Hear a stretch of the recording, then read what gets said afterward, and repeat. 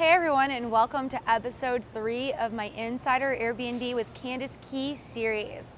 Thank you so much for joining. If you like this video, please give it a thumbs up and make sure you subscribe to my YouTube channel. So for episode 3, I'm going to talk to you guys about my opinion on the comments that the city received after they did their survey here in the city of London. So some of the comments that we got back were for Airbnb and against it. So I'm going to just chit chat with you guys about what the comments are and what the bigger concerns are. So some of the comments talked about London needs a full range of options available to people who are coming to the city, and we need more choices at all price points. This is one of the arguments I talk about all the time, is having an ability for a free market. Basically, a lot of people want to overregulate it, and pretty much you're end up going to jack up the price and make it comparable to hotels. But people are not booking hotels, they are booking houses. So you don't want to take away their choice into whether or not they're going to book a house or a room at someone's house, or if they want to book a hotel. I'm not against hotels. I still stay at hotels, and sometimes I stay at Airbnbs. It all just depends on what type of experience I'm going to. If we over-regulate Airbnb too much and we apply the same hotel 4% tax that has recently been applied in January of 2018 to the City of London and extend that to Airbnbs, my fear is it's going to get passed on to the consumer, and it's going to end up making Airbnbs comparable in price to hotels. The whole point for a lot of people is to have the option of if they want to do a hotel or if they want to do an Airbnb. So I really agree with that comment that was here from this survey. Some people think short-term rental should be subject to the same licensing restrictions and requirement as all rental properties. That's a good point to talk about for sure. Renting more than 3 bedrooms out in your house, you're supposed to get a rental license. I did have someone who's a client have a negative experience recently with the City of London coming in, and one of the reasons that they said they couldn't issue the city license was because of basement height. So even though there was no bedrooms inside the basement at this property, they had a laundry room down there, and the City of London said until there was no livable space in the basement of that property, they couldn't issue it. This is one of the things that comes back to like over-regulating, because that house was something that I had sold, and a buyer ended up backing out because the city put this lien on the title right before the deal was going to close. So basically they screwed up this deal for one of my sellers by saying that people can't have a laundry room in a space that's too short. As someone who is short, I could fully stand up in that laundry room and do laundry there, no problem. And it's these kind of blanket regulations that are over-regulating rental properties is a reason that a lot of people don't even get licenses here. Another thing they want to talk about is the definition of short-term. What is a short-term rental? 1 to 10 months. Under 28 days is a popular one. In Toronto right now, the regulations they've implemented is you can only rent out your primary residence. Not even if you own your own property and you want to rent out your own basement suite, you can't right now. You can only rent out primary residence and no more than 180 days. So this is providing a lot of problems for people that are retired and living off, renting out their basement income. People that own their own home and are trying to stay in it with interest rates rising. Is providing a problem that people are no longer autonomous to do what they want to do with their own house. So I'm really hoping that the City of London does not go the same way that Toronto is going, because it's providing a lot of problems. I'm pretty flexible. I mean, I've had people stay for 1 night to 7 days to 6 months. So the definition of a short-term rental, unless it's being specifically over-regulated, is pretty flexible for me. Another person talked about it's important to ensure short-term rentals have the safety requirements such as smoke detectors and CO2 detectors. I would definitely agree with that. I already have smoke detectors and CO2 detectors. Personally, I think it's common sense to have a smoke detector and CO2 detector in your house, no matter if you're doing Airbnb or whatever you're doing.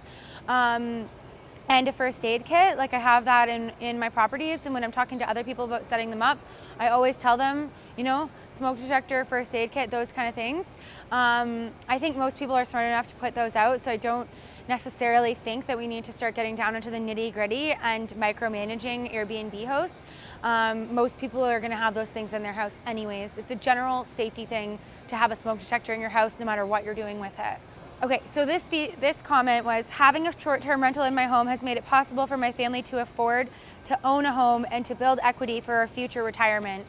So I hear these comments a lot, especially from people in their 30s, but also from people that are retired, that they only have one unit, or maybe they own 1 or 2 properties. This isn't some sort of like 10 building empire thing for most of the people that are hosting in London right now. People are just getting extra money coming in for either if they're family, if they're retired, or whatever the case may be. And some people, because of the rising interest rates and the rising house prices, they can't get into a house without getting a roommate or a secondary rental suite of some sort anyways.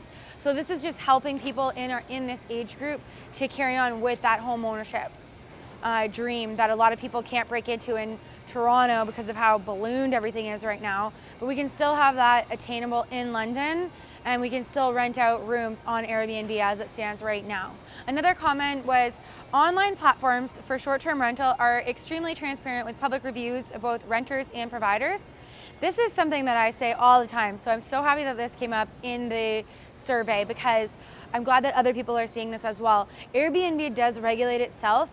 If somebody does break the rules, they're gonna have a negative review. You don't have to rent to anyone that wants to rent. It's you have full autonomy over your listing in your home. And basically, I do believe that it is self-regulating from the reviews, because people that do something and then have a complaint against them, either as a traveler can get their rights to use Airbnb removed, or as a host, if the house is in bad condition, they'll be removed as a host. So I do think that the reviews do help in the safety aspects of regulating the service as it already is. This one's kind of interesting too. The onus of responsibility needs to be with the property owner, and all neighbors should be able to obtain the contact information for any property that is a rental so that issues can be addressed quickly and efficiently. So personally for me, like, I have my sign with my phone number at any property that I'm renting out, regardless of the type of way that I'm renting it out.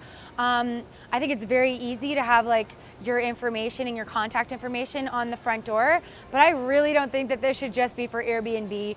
There's enough problems with, student rentals or just renting out to people in general. It could just be workers, whatever, that are doing things in the community that would be addressed very quickly and easier by contacting the landlord direct, necessarily, like, rather than having to contact, the police about a noise complaint or whatever's going on, if the garbage isn't picked up, whatever it is. I don't think this should just be for Airbnb. I think everyone who's renting their house should just have their phone number available on their rental property. It's a really simple thing to do.